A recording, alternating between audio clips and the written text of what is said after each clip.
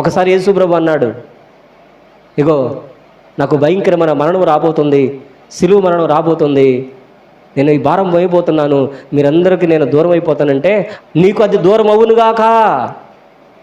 ఎవడో? పేతురు. అప్పుడు దేవుడు అన్నాడు, సతానా, ఏమన్నాడు? మీరైతే మరలా ప్రార్థనకు వస్తే ఒట్టు, మిమ్మల్ని సాతానని పర్టికులర్గా పేరు పెట్టి అంటే సాతాను మొఖవాడు అని అనుకున్నాండి. వస్తారా? వస్తే మీకు 10,000 ఇస్తా. స్తోత్రం, హల్లెలూయా. రారు. మీరు ఎందుకు రారంటే మనకు ఆ దిద్దుకునే బాటు ఉండదు మనకే. సాతానా నా వెనక బొమ్మ అన్నాడు, సైలెంట్గా వెళ్ళిపోయాడు. స్తోత్రం, హల్లెలూయా. నన్ను సాతాను అంటావా? నేను మెయిన్ లీడర్ని, నేను మీ ప్రాముఖ్యమైన శిష్యుడను, అందరికంటే ప్రాముఖ్య వ్యక్తిని, ముందుంటాను.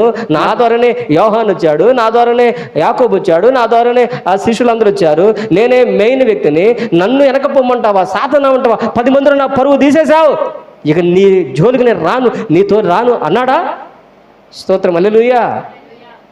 అంటే పేతురు వస్త్రాలు తాకి, పేతురు నీడ తగిలి రోగులు స్వస్థత పొందేవాళ్ళు కాదు. దేవునికి స్తోత్రం. నజరేయుడైన యేసు నామములో లేచి నడువంటే కుంటివాడు నడిచేవాడు కాదు. ఒక ప్రసంగమునకు ఒక్క దినమందే 3,000 మంది రక్షించబడ్డారు, పశ్చాత్తాపడ్డారు. డాక్టర్లు చేయని కార్యము, బలవంతులు చేయని కార్యము, జ్ఞానం కలిగిన వారు చేయలేని కార్యము, ఎంతో గొప్పవారు చేయలేని కార్యము, అల్పుడైన జ్ఞానము లేని చదువు సంజయం లేని ఉంటున్న వ్యక్తిని తీసుకొచ్చి ఆయన ద్వారా అద్భుతమైన కార్యం జరిగించాడు దేవుడు. దేవునికి స్తోత్రం.